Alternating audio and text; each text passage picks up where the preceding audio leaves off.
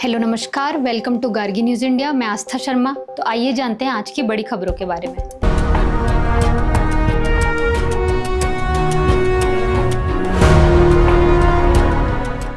US के treasury secretary Scott Bessent ने भारत, चीन और रूस को बैड एक्टर्स करार दिया है। उनका कहना है कि ये देश इनडायरेक्टली रशिया की वॉर मशीन को फ्यूल कर रहे हैं और इस तरह यूक्रेन के खिलाफ चल रही लड़ाई में इकोनॉमिक सपोर्ट दे रहे हैं। बेसेंट ने खासतौर पर इंडिया और चीन का जिक्र किया और कहा कि दोनों ही रशियन वॉर एफर्ट्स को फाइनेंशियली सपोर्ट कर रहे हैं। इसके साथ ही उन्होंने एससीओ समिट जो ताइंजीन में हुई थी उसे प्योरली परफॉर्मेटिव और सिर्फ ऑप्टिक्स तक सीमित बताया।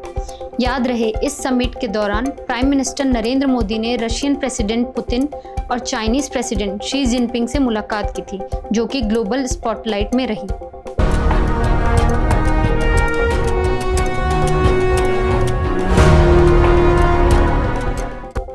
India's minister of electronics and information technology Ashwini Vaishnaw ने एक्स पर पोस्ट करते हुए ये ऐलान किया है कि देश में पहली बार घरेलू स्तर पर सेमीकंडक्टर चिप्स का प्रोडक्शन स्टार्ट हो गया है। यह उपलब्धि मेक इन इंडिया पहल के तहत हासिल की गई है। इसका उद्देश्य है भारत की तकनीकी आत्मनिर्भरता को मजबूत करना। इससे विदेशी सेमीकंडक्टर सप्लाई पर निर्भरता कम होगी। हाल ही में कोविड-19 महामारी के दौरान आई वैश्विक चिप की कमी ने दिखा दिया था कि सेमीकंडक्टर प्रोडक्शन कितना रणनीतिक रूप से महत्वपूर्ण है।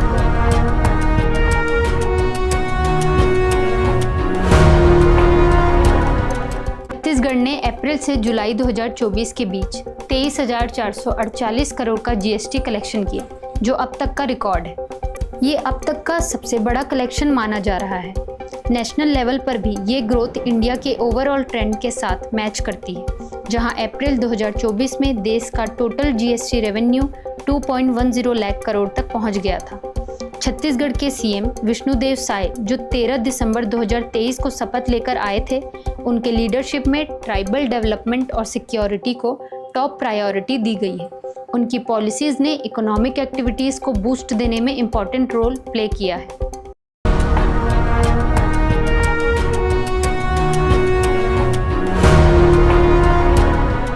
सेना ने तावी नदी पर 110 फुट का बेली पुल मात्र 12 घंटे में बनाया। भारी मानसून बारिश के कारण 26 अगस्त 2025 को जम्मू में तावी नदी पर स्थित चौथे पुल का एक हिस्सा डैमेज हो गया, जिसकी लागत 147 करोड़ थी। यह पुल जम्मू में एक महत्वपूर्ण कनेक्टिविटी लिंक था, जिससे यातायात पूरी तरह से बाधित हो गया। आपातकालीन स्थिति को देख भारतीय सेना की टाइगर डिवीजन की इंजीनियर इकाई ने तुरंत हस्तक्षेप किया और 110 फुट लंबा बेली ब्रिज तावी नदी पर केवल 12 घंटे से भी कम समय में तैनात कर दिया।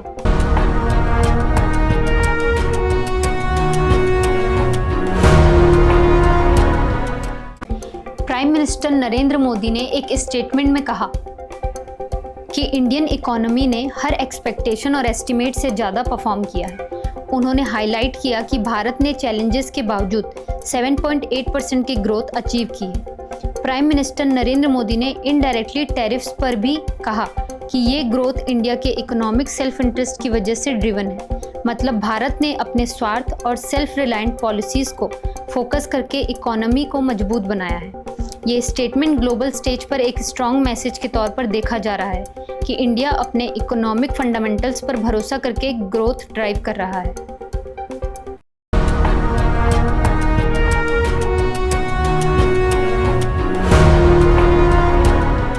राष्ट्रपति द्रौपदी मुर्मू ने मैसूर, कर्नाटक में अखिल भारतीय वाक एवं श्रवण संस्थान के हीरक जयंती समारोह को संबोधित किया।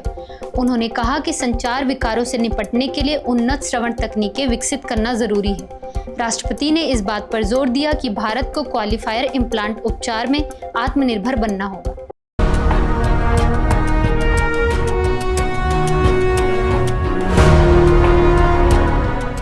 यूपीआई ने इस साल अगस्त महीने में 20 अरब लेन देन का नया रिकॉर्ड बनाया। यह पहली बार है जब यूपीआई ने 20 बिलियन ट्रांजैक्शंस का आंकड़ा पार किया। भारतीय राष्ट्रीय भुगतान नियम के अनुसार यह पिछले साल अगस्त के 14 अरब लेन देन की तुलना में 34%।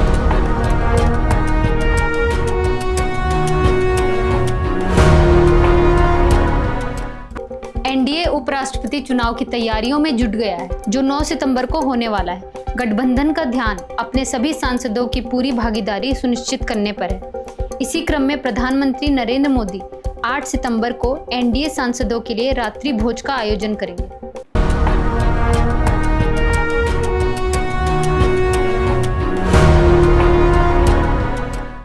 टीसीए कल्याणी, जो 1991 बैच की भारतीय सिविल लेखा सेवा की अधिकारी हैं, ने नियंत्रक महालेखा परीक्षक का कार्यभार संभाल लिया है। वे अब वित्त मंत्रालय के व्यय विभाग में नई महालेख नियंत्रक बन गई हैं।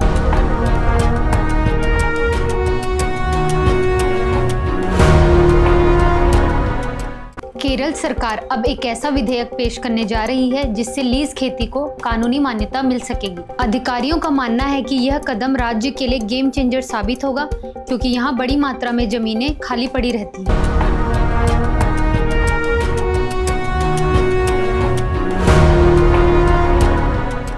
केंद्रीय कृषि एवं किसान कल्याण तथा ग्रामीण विकास मंत्री शिवराज सिंह चौहान ने किसानों से अपील की है कि वे रासायनिक कीटनाशकों का प्रयोग बंद करें और प्राकृतिक खेती अपनाएं।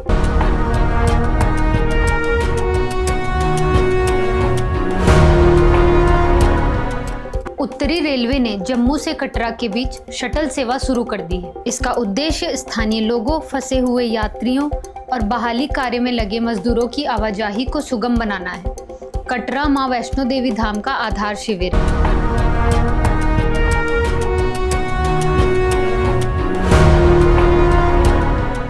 भारतीय राष्ट्रीय राजमार्ग प्राधिकरण ने IHMCL के माध्यम से ICICI बैंक के साथ एक समझौता किया है। इस समझौते के तहत गुजरात के 84 शुल्क प्लाजा पर देश का पहला multi lane free flow tolling system लागू किया जाएगा। इस प्रणाली से फास्टैग और ANPR कैमरों के जरिए बाधा रहित टोल सुविधा संभव हो सकेगी।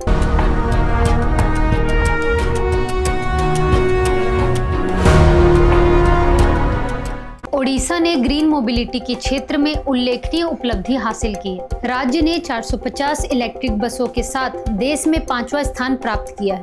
इस मामले में ओडिशा अपने कई पड़ोसी राज्यों से आगे निकल गया है।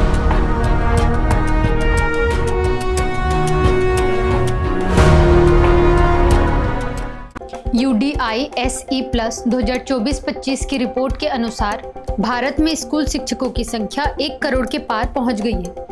यह आंकड़ा पिछले वर्ष की तुलना में 6.7% की वृद्धि को दर्शाता है। इसके साथ ही सभी स्तरों पर छात्र शिक्षक अनुपात में सुधार दर्ज किया गया है, जो अब राष्ट्रीय शिक्षा नीति 2020 के मानकों से भी बेहतर है।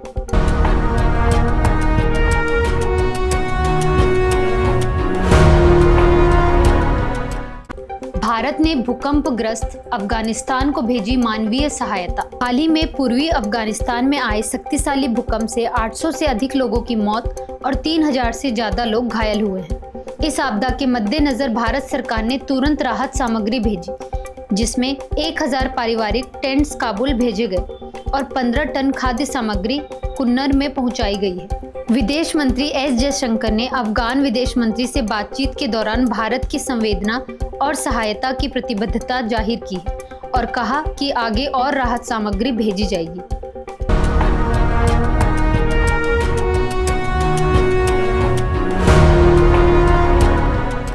तेलंगाना की कांग्रेस सरकार ने राज्य विधानसभा में जस्टिस PC घोष आयोग की रिपोर्ट पर लगभग 10 घंटे चली बहस के बाद कालेश्वरम लिफ्ट सिंचाई परियोजना में कथित अनियमितताओं की CBI जांच कराने का निर्णय लिया। सरकार ने कहा कि क्योंकि परियोजना में केंद्रीय सार्वजनिक उपक्रमों, वित्तीय संस्थानों, केंद्रीय मंत्रालयों और अंतर्राज्य जल विवाद जैसे पहलू शामिल थे, इसलिए केंद्रीय एजेंसी CBI को जांच देना उचित है।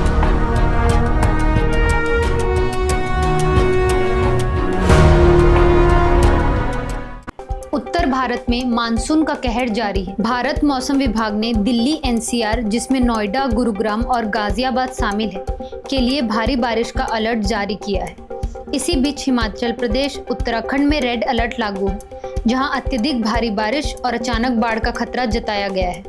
दोनों पहाड़ी राज्यों को मौसम विभाग ने चेतावनी दी है कि सितंबर में और ज्यादा बारिश होगी, जिससे भूस्खलन और बाढ़ की घटनाएं बढ़ सकती है। वहीं पंजाब और जम्मू कश्मीर के लिए आज ऑरेंज अलर्ट जारी किया गया है, जहां भारी बारिश होने की संभावना है। भारी बारिश के अलर्ट को देखते हुए उत्तर भारत के कई हिस्सों में स्कूल, कॉलेज और दफ्तर बंद रखने और वर्क फ्रॉम होम देने के निर्देश जारी किए गए हैं।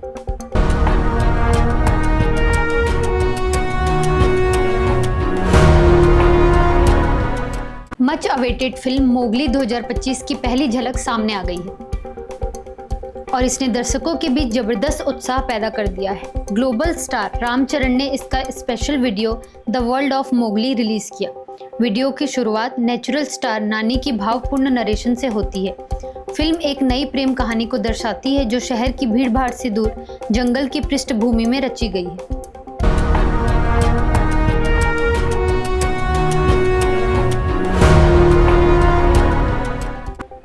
तो ये थी आज की बड़ी खबरें। बने रहिए गार्गी न्यूज़ इंडिया के साथ और गार्गी न्यूज़ इंडिया को लाइक, शेयर एंड सब्सक्राइब जरूर करें। मैं आस्था शर्मा, धन्यवाद।